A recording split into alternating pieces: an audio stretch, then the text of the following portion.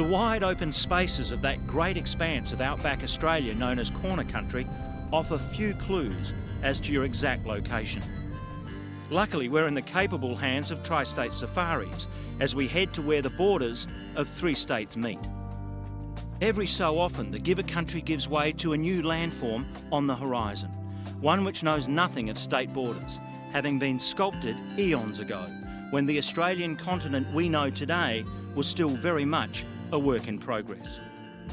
Now, if you've been to the breakaways in the Painted Desert in far north South Australia, this may well jog the memory. But the jump-ups are in fact several hundred kilometres east of South Australia's impressive breakaway system. And yet all of this is part of the same geological phenomenon, and it harks back to the days of an ancient inland sea.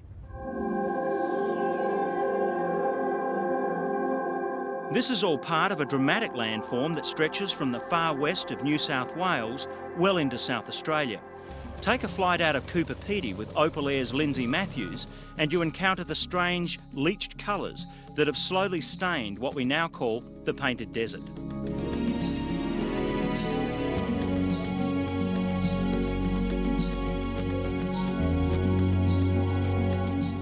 The steep drop-offs are a dramatic reminder of a very different Australia, when the sea receded about 110 million years ago, leaving a stark canvas on which time and the elements conspired to work their magic.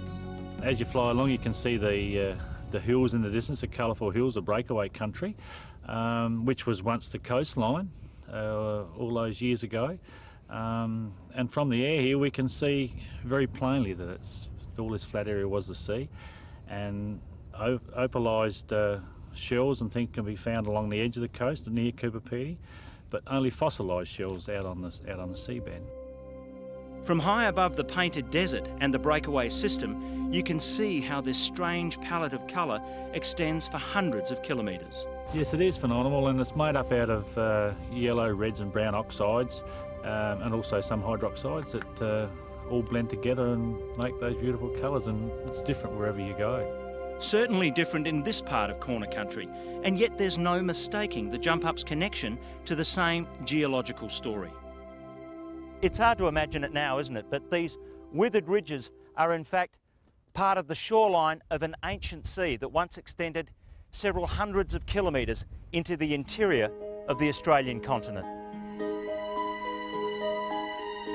It's a dramatic and distinctive landform that stretches across 2 states, drawing tourists from around the world to an escarpment where land and sea once met. And long before Europeans drew colonial lines across the map of Australia, Aboriginal people gathered here from as far away as the Flinders Ranges to trade for cutting stones and spearheads. So this would have been a valuable commodity? Oh, very valuable. They would have traded a lot of this with the Adnyamathanha tribe from the Flinders, yeah. They would have come this far over? They would have come this far over, yeah.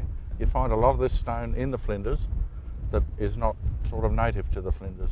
And what did the Adnyamathanha people bring from the Flinders? They would have brought their ochre, especially red ochre. There's not a lot of red ochre around here.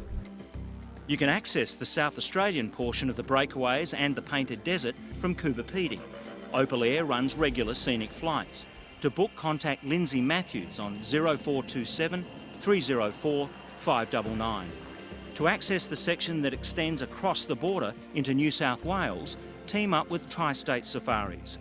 The jump-ups in Sturt National Park are a good 130 kilometres from the South Australian border. To book a tour, contact 8088 2389.